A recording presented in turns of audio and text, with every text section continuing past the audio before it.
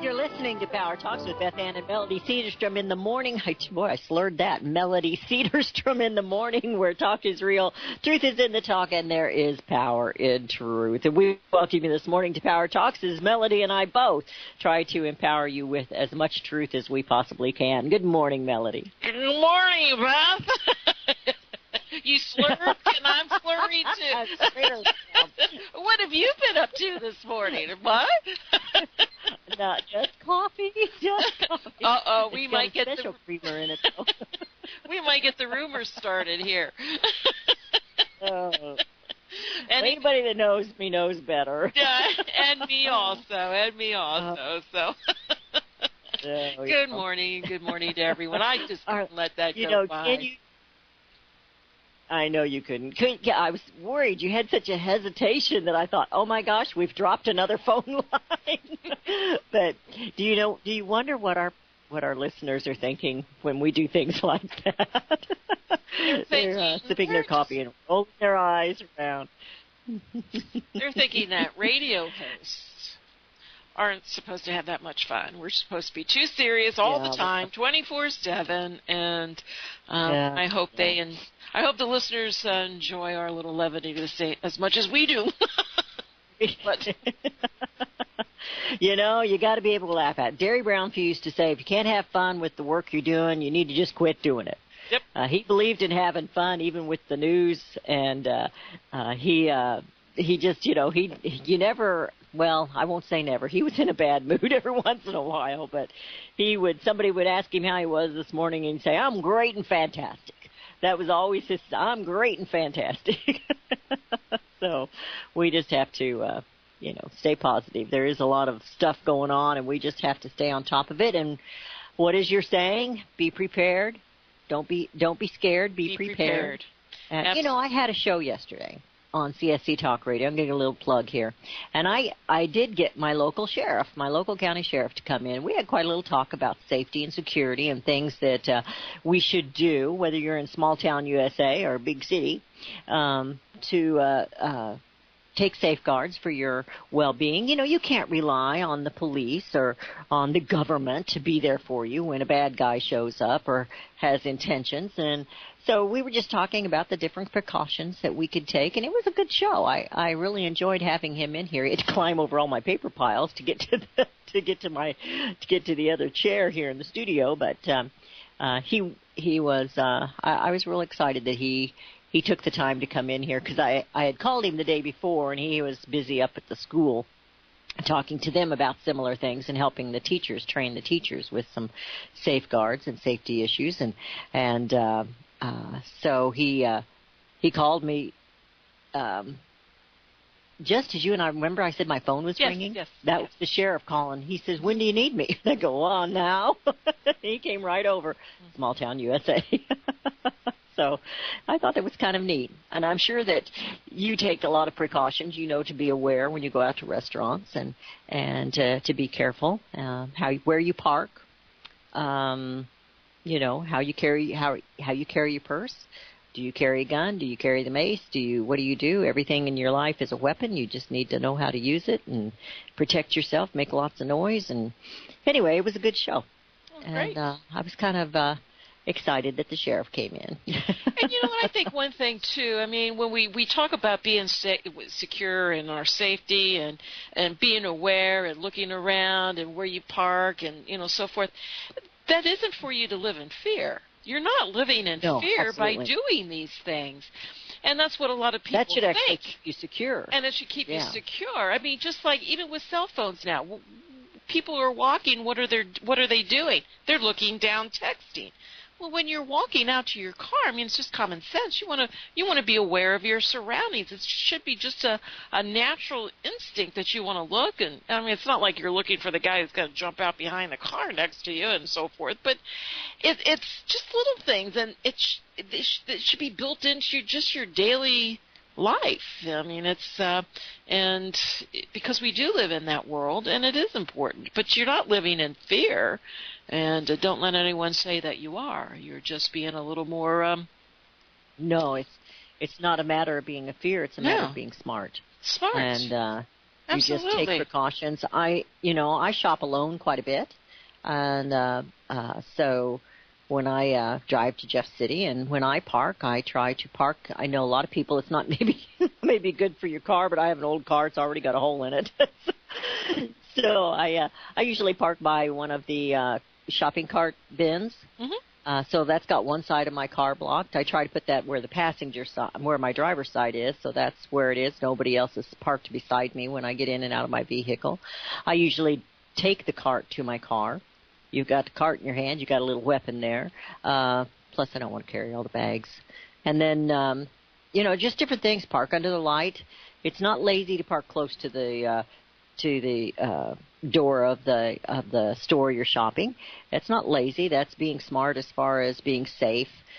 You're right there by the front doors, and so they can call me lazy if they want. I don't care. But, I try to take a few precautions to make sure I'm under a light. When you get out of your car, look at where you are so you're not lost when you come back out of the store. I've done that before. The real reason you park close so you don't lose your car. True. Busted. But, and women, we're infamous. I was telling the sheriff, we're the ones that usually pay the least attention. I said, but you see the men now. Everybody's walking around with those cell phones in their hands, looking down. They could fall in a hole. It's a matter of being aware of your surroundings. Where you sit in a restaurant, where you, when you go to meetings and such, where are you sitting? Where's the front door? Where are the exits? Have a plan in your head. As to what you're going to do. And like I said, it's not being afraid. It's just being smart to be aware of your surroundings. Don't count on the guy sitting next to you. It's got to be you. Yeah, absolutely. Anyway. Well, last night, the big talk today is the elections. Yes. And Virginia had a big battle going on between the two governors, or the governor hopefuls. The hopefuls. And so a Democrat was elected, Ralph Northam, and he's the one that ran those nasty commercials with it made it look like his opponent was in the car driving a truck chasing immigrants. Yes. And yet they were terrible ads. Terrible. And yet those who talked about, but the Democrats, the liberals, were saying that, what was his name, Gillespie, he was the racist. He was the one that was, and I'm thinking, he wants to shut down the gangs, and I'm thinking to myself, how can people's thinking be so clouded and warped? And he is a Democrat that actually opposes sanctuary cities. Yes. So how? No. Yes. Yes, it says here the Democrat who opposes sanctuary cities wins Virginia governor's race. Okay, so he opposed it, and this is coming from the Daily Signal. It says the Virginia gubernatorial race Tuesday between Lieutenant Governor Ralph Northam and Ed Gillespie. The immigration was the key issue. Now, those were horrible ads, and most people on both sides hated it. I mean, didn't like them. But they kept running them, and I don't know if he approved them. I'm not going to cut him too much slack, or if it's one of those committees, that decided to run such a horrible ad. And but he does oppose sanctuary cities, and yet that's the direction they went. And I'm thinking that was just, the hypocrisy of that was just crazy. But the Democrats are all patting themselves on the back and pretty excited about that win because it is a Democrat win. But they said that state, and this bothers me on both sides when they say, well, it's a blue state, it's a red state now. Like, we just got to give it up. That's the way it is. I don't have a problem with you being a Democrat. I have a problem with you wanting to be socialist. I have a problem with them not wanting to abide by the Constitution, and whether they got the Democrat title or the Republican title or the independent title or whatever the title is. The problem I have is that they don't want to follow the Constitution.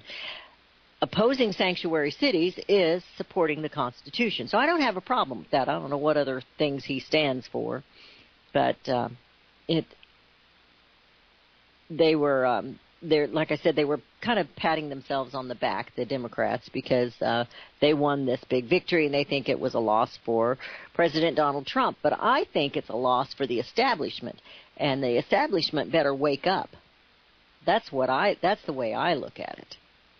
Because Gillespie, he supported some of Trump's policies, but he's not a Trump supporter. He doesn't support the president. And I think people see that. I think that ad might have had something to do with it. People say it didn't, but I think it probably did. But that's just me. There was a lot of elections across this country, and a lot of Democrats did replace Republicans. And so we'll just have to, not sure if that is a changing tide, but I would. So we'll just have to see what happens in 2018 to see if they do have some sort of, change in the, people are, are they voting for Democrats just because they're not a Republican? And I think that's almost what it's come down to now. Well, I'm going to vote Republican because I just don't want to be a Democrat. Well, I'm going to vote Democrat because issues, I don't even think issues matter anymore.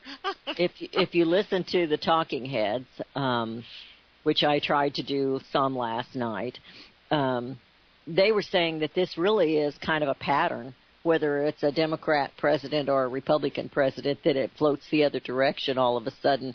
Is that just America trying to keep it balanced and even? I don't know. But I think that the establishment better start paying attention, that they're going to – I don't know if they really care. They're so sold out against the Republic and sold out for democracy and socialism that I don't know if they really care if they lose their seats. I would think they did, but I think they better pay attention. Well, there was another one. I can't remember exactly what position, but in Texas, he's not a Republican. He's not going to run again for his spot, and I guess it was the third one that's been announced out of Texas here in the last month or in weeks. So, it's interesting. It's interesting because you have these guys saying, well, I'm going to go to Washington and fight for you. Then as soon as they're up against a little, competition, I'm dropping out, So, this is just too ugly. Yeah. So, I'm not sure, but we're certainly seeing a change, I believe, and it's a fight. And I'm not sure where it's all going to lead, but.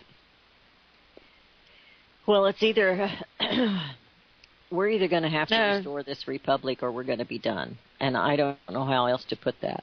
And it's got to be the people.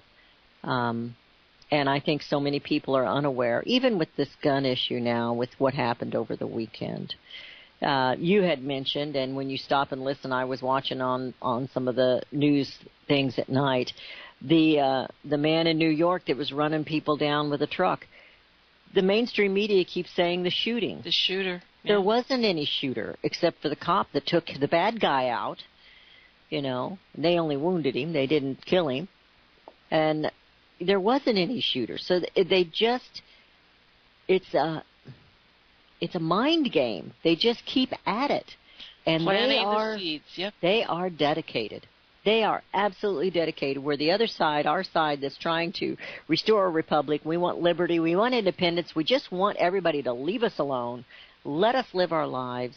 And so we'll do this fight, and we'll work really hard, and then all of a sudden we back off. But they never, ever back off, Melody. No. There is no rest. You've got to stay vigilant, people. You have to. I hear music. I do too. The music is always vigilant. It comes in at exactly the same time every day.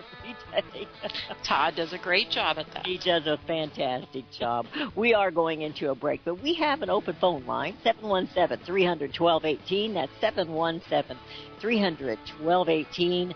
Be a part of our Power Talks. Melody and Beth Anthony. Hear it first on FirstAmendmentRadio.com and FirstAmendmentRadio.net. Gold and silver is tremendously undervalued. Global demand vastly exceeds mine supply by more than 60% annually. There is little in the financial world more certain than a coming explosion in the prices of gold and silver. The U.S. dollar continues to lose value and respect as the world's reserve currency. Our nation faces challenges on many fronts, and a day doesn't pass without another economist bringing forth warnings of impending economic calamity. There has never been a better time than right now to acquire physical gold and silver. Discount Gold and Silver Trading was founded on the principles of truth and honesty. We believe in providing a quality product, quality service, and most importantly, competitive pricing. We provide all forms of precious metals, including American gold, silver, platinum, and rare investment and circulated coins. Silver bars, rounds, and 90% silver bags are on hand for the silver investor. Gold self-directed IRAs are available. Call Discount Gold and Silver Trading at 1-800-375-4188. Toll free, that's 1-800-375-4188. Visit crosstheborder.org, CROSS, crosstheborder.org, to get your print, EPUB, or PDF version of Nicholas Arthur's new book titled When the Third Temple is Built. That's crosstheborder.org. When it comes to prophecy today, much of the evangelical Christian world has their eyes on Israel, waiting and watching to see when the third temple will begin to be built. The plans are drawn. The Jewish people are eager. Most evangelical Christians today believe that the rapture will happen before the third temple is built. Hi, I'm Michael Yuji. I was taught that Daniel's 70th week was in the future. Is that really what the Bible teaches? Have we searched the Scriptures and found this to be true? Why is it so important for a reestablished Israel to build a third temple in Jerusalem? Is it necessary to build a temple on the same location already occupied by the Dome of the Rock? Is it necessary for sacrifices to take place in the temple on Temple Mount? Is there really a rapture followed by 7 years of tribulation? What is the New Testament temple? Can we identify history and prophecy? Who is the first beast in Revelation chapter 13? Who are the 7 kings in Revelation 17? I have asked all these questions, and I have found Nicholas Arthur's new book, When the Third Temple is Built, answers all these questions and more, using Scripture to interpret Scripture. The Bible says that no prophecy of Scripture is of any private interpretation. Nicholas shows us in his new book, When the Third Temple is Built, how the Bible interprets prophecy and not man's private interpretation. Visit crosstheborder.org, CROSS, crosstheborder.org, to get your print, EPUB, or PDF version of Nicholas Arthur's new book titled When the Third Temple is Built. That's crosstheborder.org. Years ahead of the dominant media, FirstAmendmentRadio.com and FirstAmendmentRadio.net. And we have returned. You're listening to Power Talks with Melody and Beth Ann in the morning. We're going to give the number out. It's not open mic. It doesn't mean you can pick your conversation, the topic, but we always welcome your opinion. 717-300-1218. That's 717-300-1218. Melody and I were talking. You kind of explained that, what you were telling me just then about the pastor. Well, I'm sure many of the listeners know the movie Revelation and Dawn of the Global Government, and it was produced by a gentleman by the name of Chuck Untersee. And I've talked to him yesterday. We spoke, and go to the website and support the movie. RevelationTheMovie.info so go to the website and support it, and because they're editing 3 more companion films to introduce Revelation, Dawn of Global Government, and these films will include a much longer segments of interviews that have already were shown in the first second time around. So it's a very important movie, and it's a great movie to pass around to help educate people. So make sure you go to the website RevelationTheMovie.info. But before we do that, we do have a caller. We have, so let's see what Joe wants to talk about this morning. Good morning, Joe. Hey, good morning, Joe. What I wanted to talk about this morning is I've recently heard the Duck Dynasty guy on an interview on another radio show, and he said something that really caught my attention. That was this. He said that Thomas Jefferson once said, I predict future happiness for the American people if they can keep on finding open land to spread out on. But if our population becomes as concentrated in the cities as it is in Europe, then we will become as corrupt as they are in Europe. And well, that's I'm not sure if that's the exact words, but that's the sense of what Thomas Jefferson said. And so we see that the longing for the old American way, the patriotism, the conservatism, the constitutionalism, the longing to get back to the original design of America, that seems to be always strongest in the more rural sorts of areas, whereas the demand for socialism is always the strongest in the big cities, and the corruption is always strongest in the big cities. And what I never see the whole patriotic and conservative movement ever doing is talking seriously about or thinking seriously about something like, how could we keep the country from getting more and more and more over-urbanized? Because it would seem like somehow inevitably it develops the demand for socialism, the desire for socialism, the delusion that socialism is a good thing, seems to always develop out of an over-urbanization of the population, where it's always the more rural people that want to hang on to freedom. And personally, I think there's two main reasons for this. Number one is that I think if somebody grows up in the country, they're more likely to grow up with a sort of attitude of, we all have to work together to get what we need from nature. Whereas if somebody grows up in the city, they grow up more with an attitude of, how can I prey on or parasitize off somebody else to get money for myself? And the other thing is, I've noticed that lots and lots and lots of people say that they feel closer to God when they're out in the country or out in the wilderness, and you can notice there's kind of a beautiful, sweet feeling in the air when you're out in the country. Whereas when you come into the city, there's sort of a irritating electronic buzz all the time in the city. And so just growing up, so it seems like if you grow up in the country, then you grow up more kind of feeling the joy and the love of the Creator all around you all the time.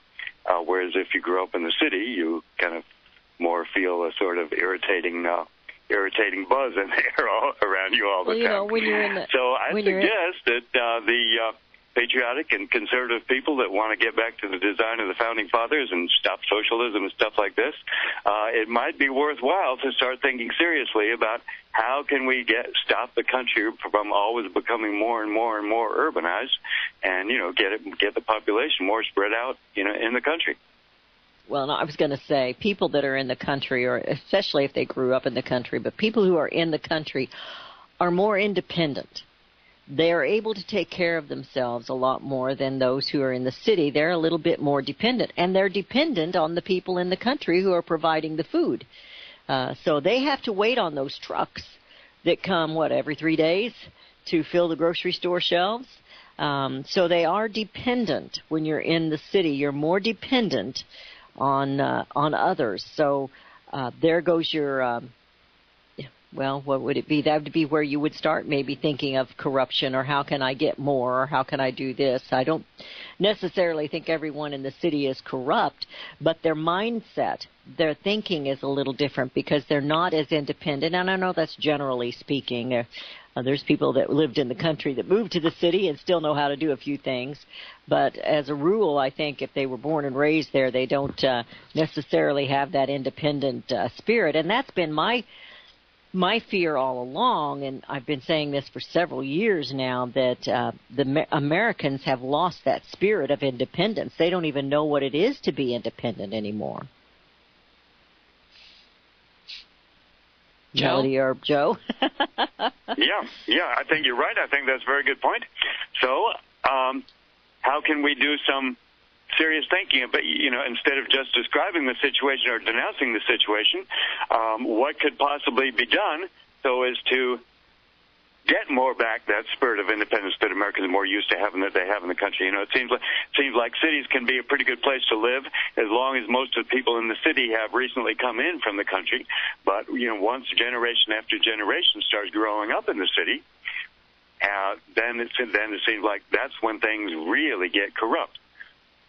Well, and I have said before, I think that those in the city, where it used to be, whether you were in the suburb or the city, you had a connection to the farm.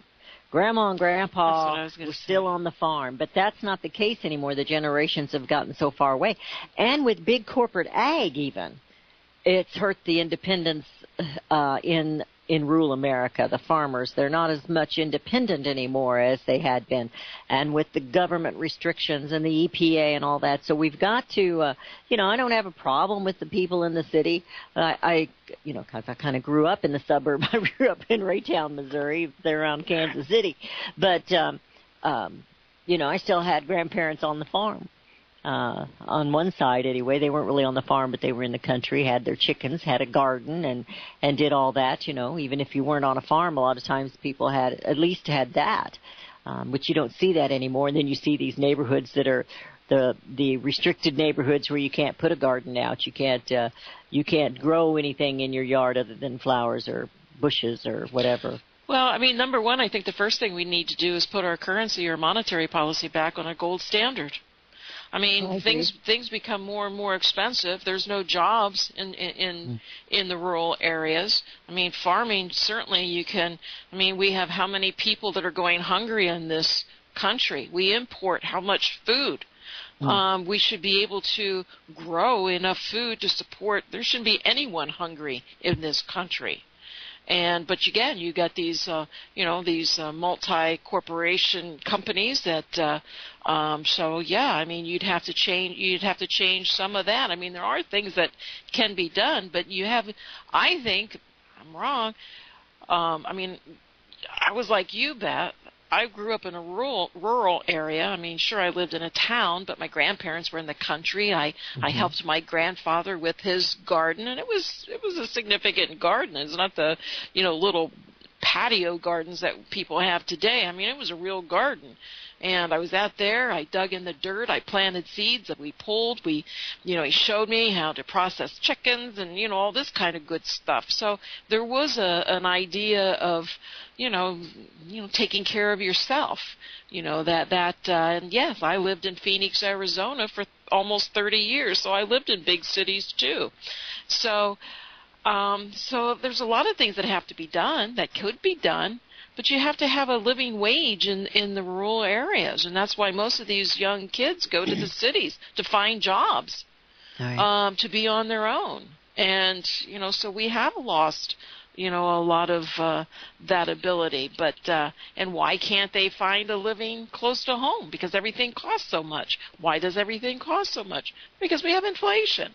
Because we have a currency that's not backed by gold and silver. So to me, I think the root of all of our problems is our monetary policy. The corruption. The corruption from government grows with the lack of having a fiat currency. There's no accountability. So if there's no accountability, you're going to have this corruption that just grows and feeds. And I'll tell you what, the cities in the old days weren't very nice places.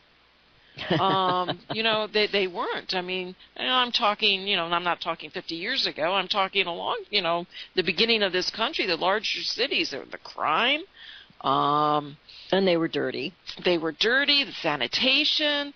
So who'd want to go to the big cities? But, things change. And our young generation, they really haven't had a bad day. And there's an excitement and an attraction to these larger cities. But, yeah, it would be nice to get back to some of our roots, to see, our country thrive in the center of our country, in the rural areas. But plus we've accepted this bureaucracy, and I don't know if Joe is still listening or not, but we've accepted this bureaucracy, and that's something that CSC Talk Radio, that's something that sets it apart from other talk shows, is because we do deal with what's going on down on the farm and the ranch and in rural America, and how this bureaucracy is affecting it.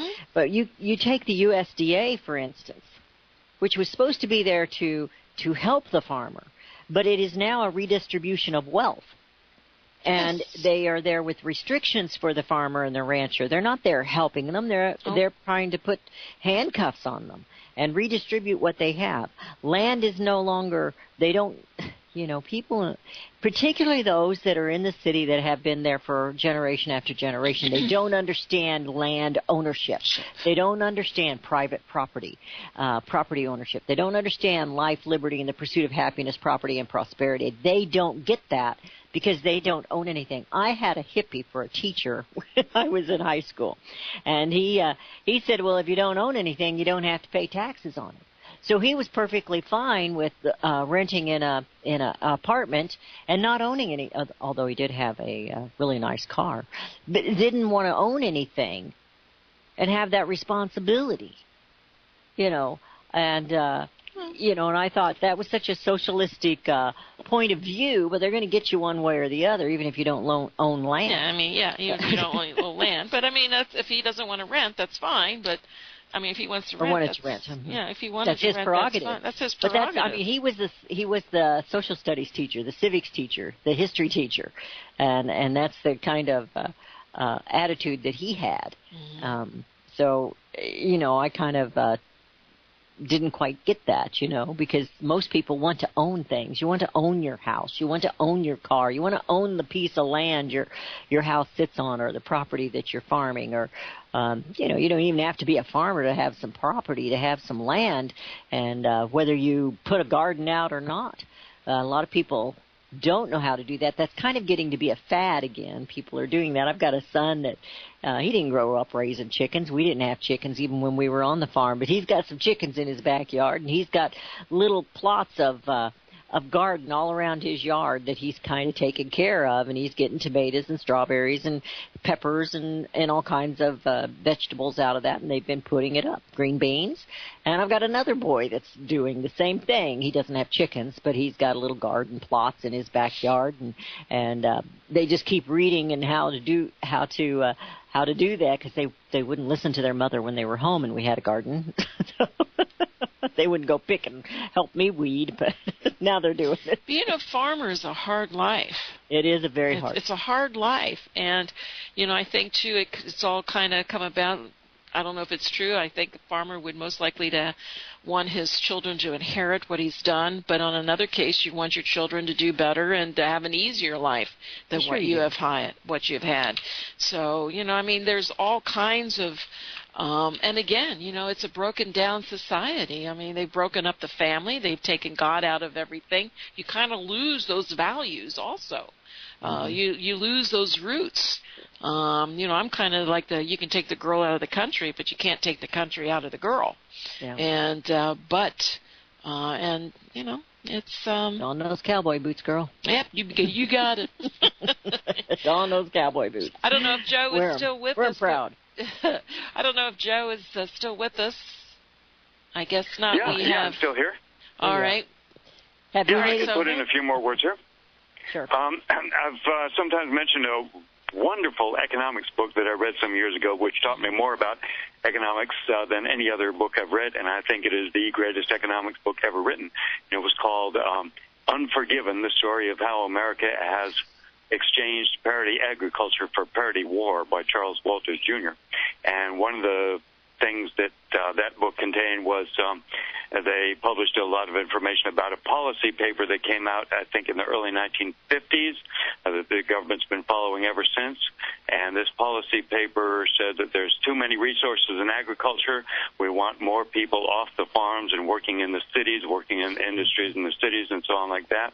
And so it's been government policy ever since to deliberately keep the prices that farmers get very, very, very low, so that farmers will go bankrupt and will have to move into the cities. So that's one thing in the history of the country that that shows that it is, this hasn't just happened. It has been deliberate policy to depopulate the countryside. Absolutely, their agenda. Yeah, that is their agenda.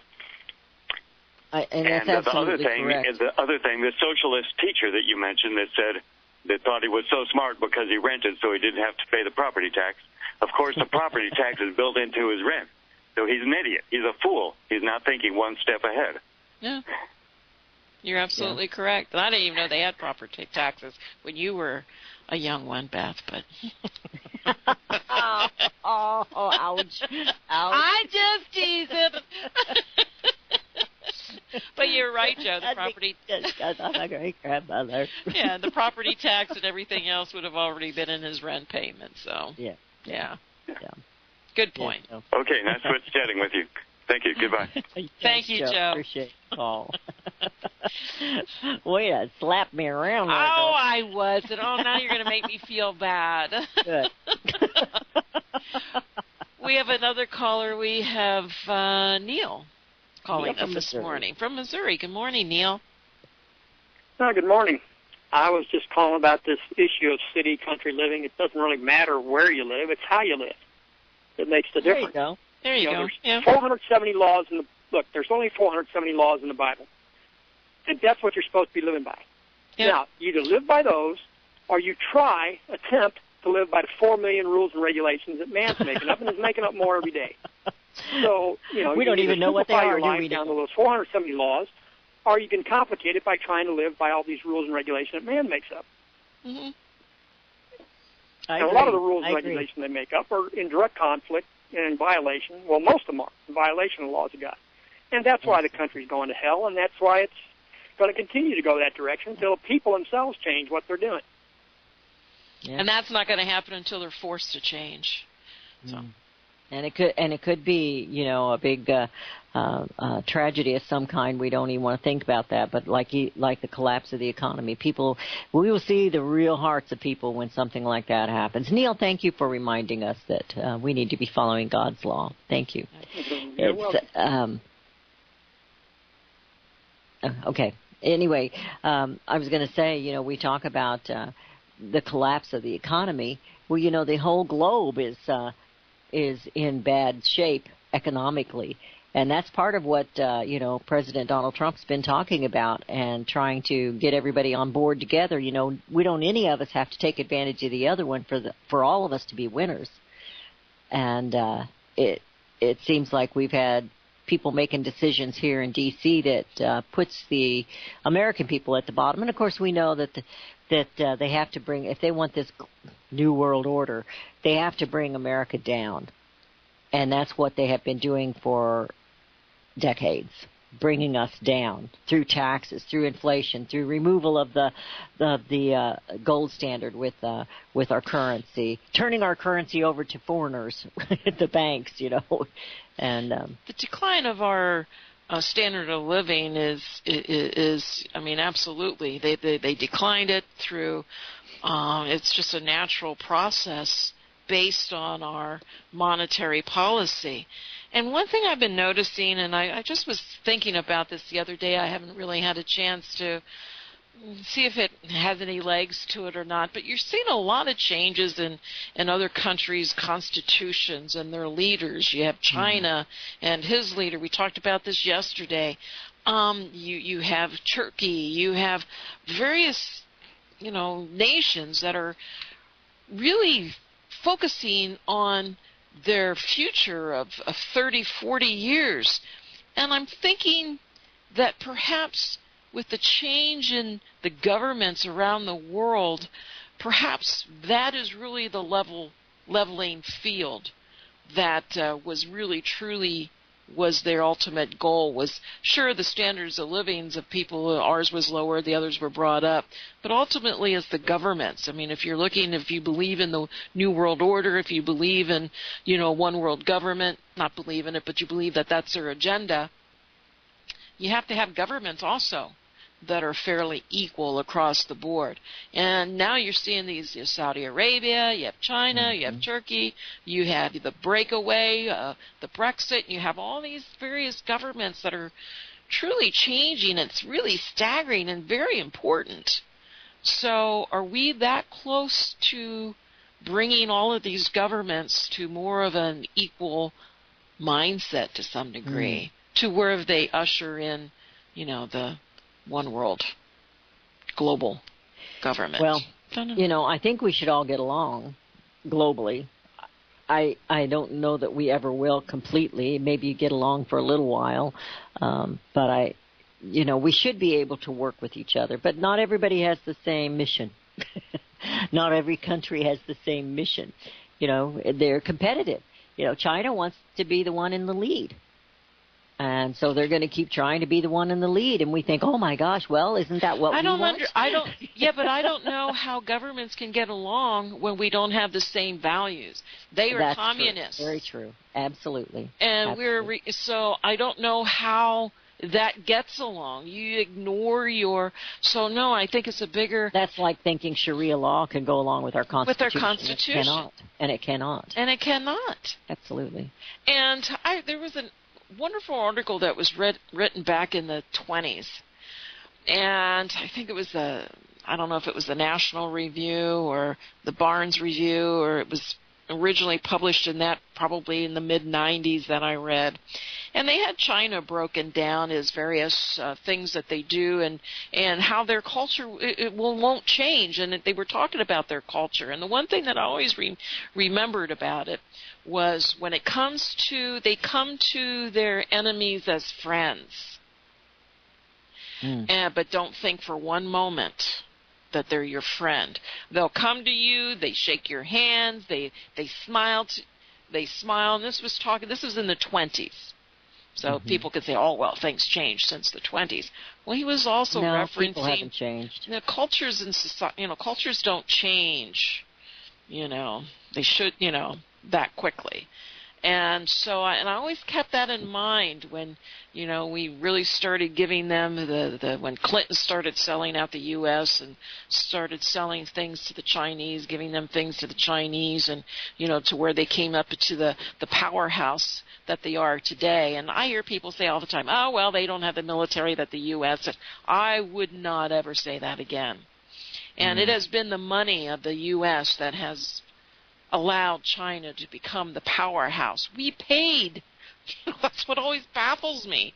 I mean, the people of the United States basically have paid for our decline to buy trinkets. We have made them wealthy to overpower us. And again, I hear people say, well, no, they can't fight us militarily and so forth. Maybe not today, but maybe someday in the very near future. So I don't know.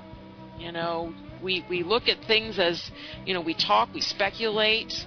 I hear music. I do too. I was going to say, nations build up their military as security. And we see that going on, and that's a good part of the... China's not our friend. No, they're not our friend. They're not our friend. I wasn't suggesting that, but I do hear the music, so we're going to go into this. Oh, and I didn't think you were. Yeah, okay. We're going to go into a break. Your calls are welcome at 717-300-1218, 717-300-1218, and Melody and Beth Ann will be right back. Hear it first on FirstAmendmentRadio.com and FirstAmendmentRadio.net. Since the beginning of time, kings have sought it, nations have fought for it. It has been traded, it has been borrowed, it has been purchased, it has been stolen. There's a reason for it. To secure the blessings of liberty to ourselves and to our posterity. Invest with the security of gold and silver. Call Discount Gold and Silver Trading at 1-800-375-4188 or visit discountgoldandsilvertrading.net. Listen to Financial Survival with your host Melody Cedarstrom right here on FirstAmendmentRadio.com at 4 p.m. Eastern or 1 p.m. Pacific Time. Visit discountgoldandsilvertrading.net. or call Discount Gold and Silver Trading at 1-800-375-4188. Toll free, 1-800-375-4188.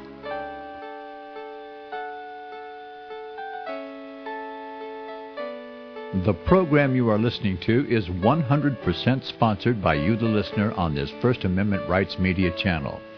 You will notice that there are few commercials on this radio network. There's a good reason for that.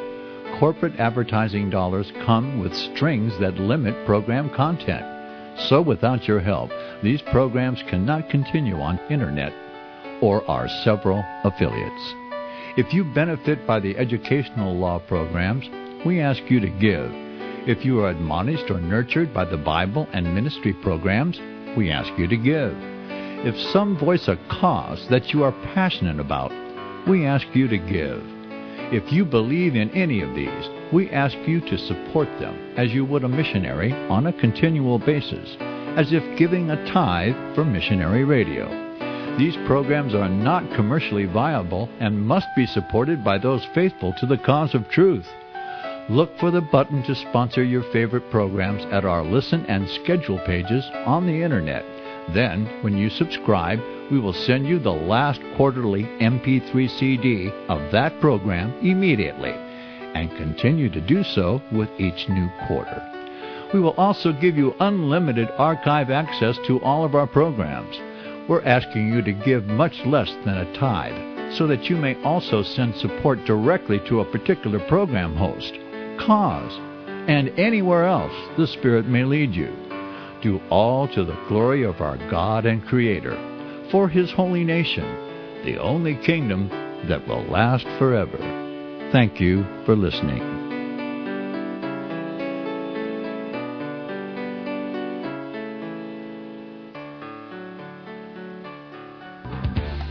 Hear it first on FirstAmendmentRadio.com and FirstAmendmentRadio.net.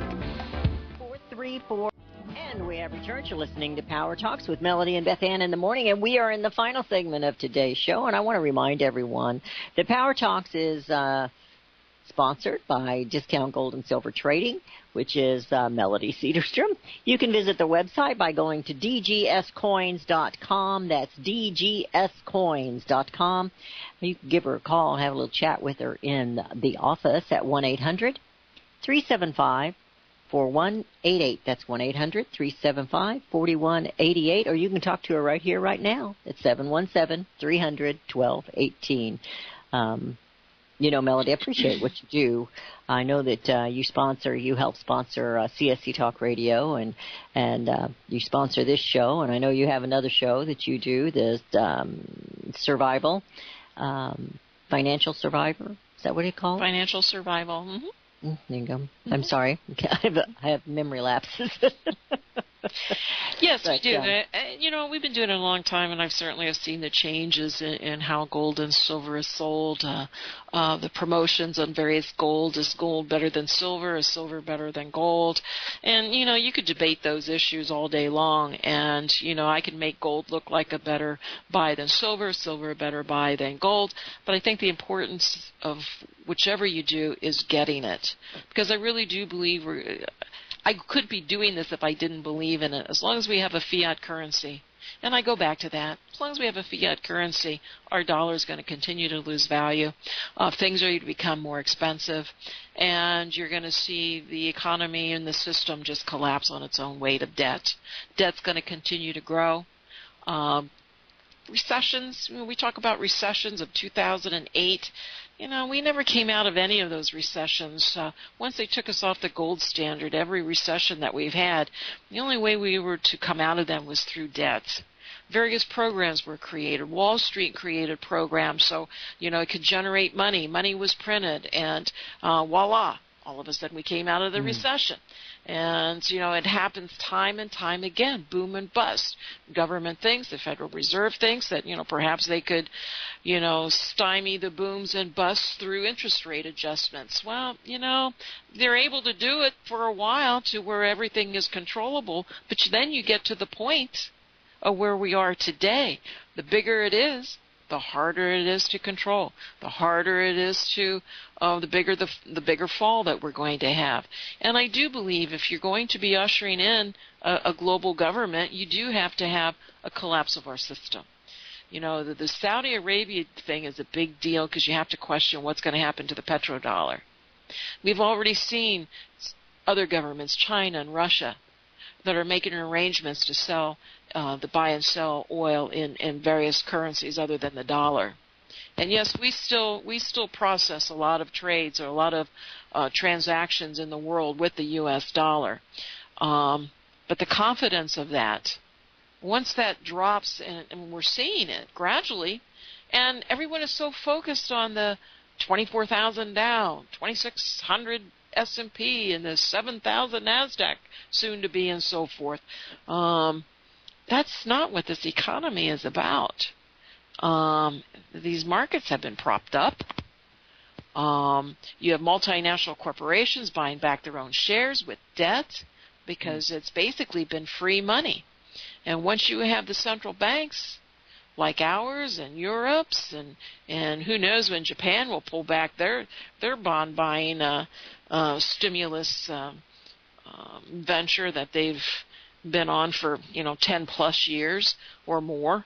How does the system continue? I mean, sometimes you blow that balloon up so much it eventually pops. It can only get so big. And I think these economies are the same way. These debt bubbles can only get so big, and then it's going to pop.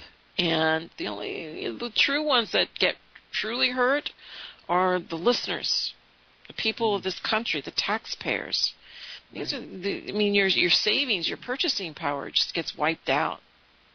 And the reason we do these shows is to help educate them, because they're not going to hear it on mainstream media. You don't hear this on Fox. You don't hear it anywhere else. No one. Except on the alternative news, and you've got to be careful on those. Melody and I will always, regardless of what show you hear us on, we're going to try and bring you the truth as best we can. And we're going to try and make you understand that we're going down the wrong road, and we need to back it up. Just like yesterday, I said, when you're standing on the edge of a cliff, one step forward is not progress. And where we are is on the edge of that cliff, and we need to start taking some steps backwards. We have a caller. We have Therese from Pennsylvania. Therese, how are you today? Well, I'm fine. How are you doing, Beth? I'm doing good. Well, hello there. How are you doing, Millie? Just good great, to hear thank you again. you. Good to hear you. I haven't heard from you for a while. Well, we've been kind of busy up here with this crazy weather. The point being is with regard to how China got ahead, back when the Clintonistas were in office, they sent suitcase after suitcase, stainless steel ones, over to China with all kinds of information on our manufacturing capability, how many pounds or gallons of a raw material it took to make a finished product. They also got copies of all patents, current and past, and all patents applied for, and all copyrights. Within 5 years, China made a quantum leap of 60 years. That's why you say, how did they grow so fast? Melody, I disagree with what you say when you say China is not a military threat. I know people who had parents over in Korea during the Korean War, and they fought at the Chosin Reservoir. You have no idea. China could lose 75% of its population in a war, and the government there really wouldn't care. Matter of fact, they would breathe a sigh of relief. No, I do believe they're a military threat. They are more than capable of carrying out launches. Maybe not. And also the other thing too, that back during the Clintonistas and during the Obamites, we no longer can launch on warning. We have to wait till we get hit to launch, and it's a little late after that. You've lost the form. Yes, it is. Okay, that's got to change. That's like not shooting the burglar if he's on the outside of your house. Wouldn't want to wait till offend he's on the inside now. and hurt somebody. That's right. You wouldn't want to offend somebody now. But the point being is that I think what a lot of these people have to do is, I can remember back when I was growing up, I had a member of the clergy tell me, he said, the good Lord has given us all of the tools we need to get the job done. Our problems are that of mortals. And since we caused the problem, we have to get out there and solve them. And he said, God doesn't help stupid people. No, he's giving you everything you need. All you have to do is get out there. It provides others to kind of help them along. It's kind of but he said, the weakest. You've been given all you need. All you have to do is have the courage to use it. Okay. Right. And I take a look at a lot of the people today. I mean, I look at particularly a lot of the young people today. I mean, you look at these. I mean, I could not imagine them standing and fighting for our republic. Okay, they would probably say, "Well, let's form a committee and discuss it." I had one politician here. He's one of our county commissioners. We call him Snap, Crackle, and Pop. There's 3 of them, and you take a look at these guys, and I say, I tell them, I'm really glad you weren't Lexington and Concord. Otherwise, we'd still be a stinking British colony here. And that's the truth. That's how these people, they discuss it to death. You're absolutely right. I mean, and we had that then. We had that during the Revolution, whenever the Founding Fathers were trying to fight what the king was doing. People were upset at what the king was doing, and it's just... and when we got done with that Revolutionary War, we sent 100,000 people packing. And you know what, Trace? I think you're with me. I'm ready to send some people packing. Oh, I would gladly. As a matter of fact, I would pay. They would have to actually pay their own way, and they would only be able to take the clothing on their backs because they've taken so much from everybody else. Yeah. Okay. Right. They've basically extorted money, properties, freedoms. Okay, from all of us here. And some of these people who walk around, they're slap happy and stupid. They have no idea what's going on. Yep. But so I appreciate you letting me talk here today. I appreciate your call. Much. Good to hear from you again, Therese. Yes. Thank you. Bye-bye. Bye-bye. We are about to run out of time, Melody. You know that? No, and I just wanted to know, I really do believe China is a military threat. I wanted to say that there's a lot of people who believe that they are not, but I believe they're a military threat, not only militarily, but also financially, because they do hold over $1 trillion of our debt. And I even hear people say, well, that's no big deal in today's world. No, it's a very big deal. And they begin to dumping some of that debt, those dollars, $1 trillion+ worth, and there goes the first domino. So I believe, they can get us both ways, financially and militarily. So. Well, I know that it's interesting what President Donald Trump is doing. It's interesting that he is so hated over here by the mainstream media. He goes over there and they give him standing ovations.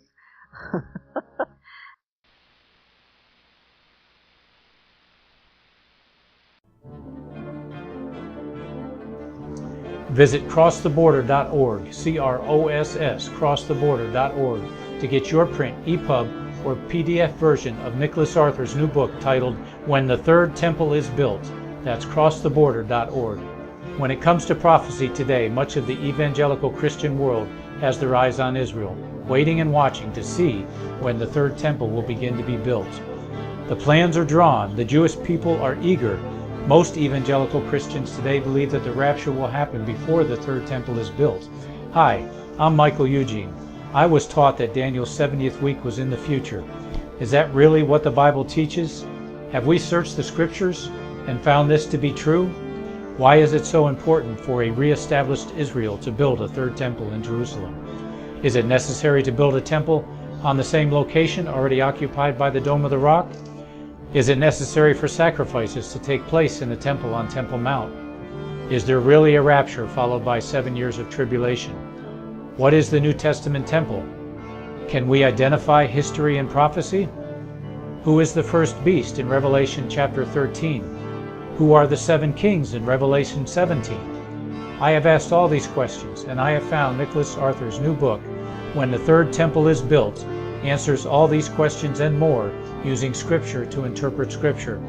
The Bible says that no prophecy of Scripture is of any private interpretation.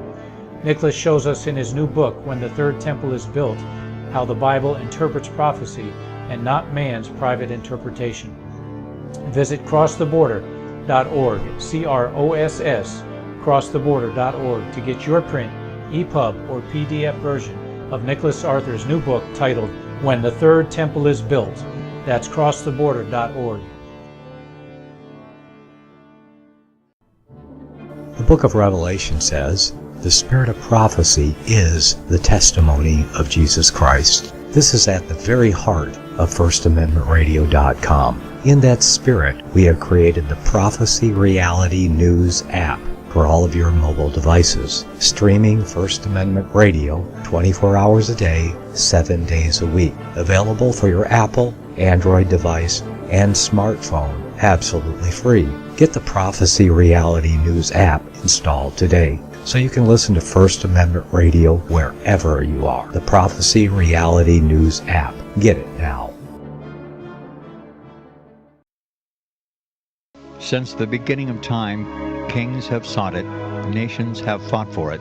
It has been traded, it has been borrowed, it has been purchased, it has been stolen. There's a reason for it. to secure the blessings of liberty to ourselves and to our posterity. Invest with the security of gold and silver. Call Discount Gold and Silver Trading at 1-800-375-4188 or visit discountgoldandsilvertrading.net. Listen to Financial Survival with your host Melody Cedarstrom right here on FirstAmendmentRadio.com at 4 p.m. Eastern or 1 p.m. Pacific Time. Visit discountgoldandsilvertrading.net or call Discount Gold and Silver Trading at 1-800-375-4188. Toll free 1-800-375-4188.